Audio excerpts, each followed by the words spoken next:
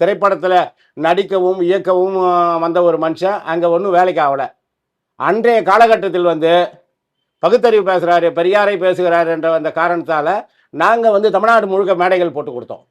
அன்றைக்கு பெரியாரை பேசினால் அவருக்கு ஆதரவு இருந்தது, தங்க வைக்கிறதுக்கு இடம் இருந்தது, உணவளிக்கிறதுக்கு ஆள் இருந்தது, ஓசியில் மேடை போடுறதுக்கு ஆள் இருந்து அதனுடைய ஒரு புகழ் வெளிச்சம் கிடைச்சது. இல்லை நீங்கள் இப்பயும் சரி, இதுக்கு முன்னாடி மேடையில் பேசும்போதும் சரி, சீமானை என்னமோ நாங்கள் தான் வளர்த்து விட்டோம் அப்படிங்கிற மாதிரியே பேசுறீங்க. நாங்கள் தான் கூடவே இருந்து சீமானை வளர்த்து விட்ட மாதிரி நீங்கள் பேசிட்டு அது உண்மை தானே? அது இது இல்லைன்னு மறுக்க சொல்லுங்க. சீமானை நீங்கள் வளர்த்து விட்டுட்டீங்கன்னு எதை வச்சு நீங்கள் சொல்ல வரீங்க அப்படி?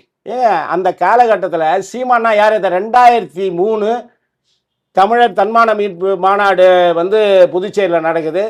அன்றைக்கு இருந்த பெரியார் திராவிட கழகத்தின் சார்பாக நடந்த முதல் மாநில மாநாடு, தொடக்க மாநாடு சென்னையில் நடந்து முதல் மாநில மாநாடு அங்கே நடக்குது. அந்த மாநாட்டுக்கு வந்து யார் யாரெல்லாம் அழைக்கணும் அப்படின்னும் போது கொளத்தூர் மணி சொல்கிறார், எங்கள் தலைவர் கொளத்தூர் மணி சொல்கிறாரு, சீமான்ட்டு ஒரு இயக்குனர் இருக்கிறாரு, பகுத்தறிவு கருத்தெல்லாம் பேசுகிறாரு, அப்படியே அந்த மாநாட்டு சிறப்புரையில் பட்டியலில் போட்டுங்க அப்படின்ட்டு சொல்கிறாரு. அந்த அடிப்படையில் அந்த மாநாடு அவர்களுக்கு சீமானை அறிமுகப்படுத்தியது யார்? அறிவுமதி.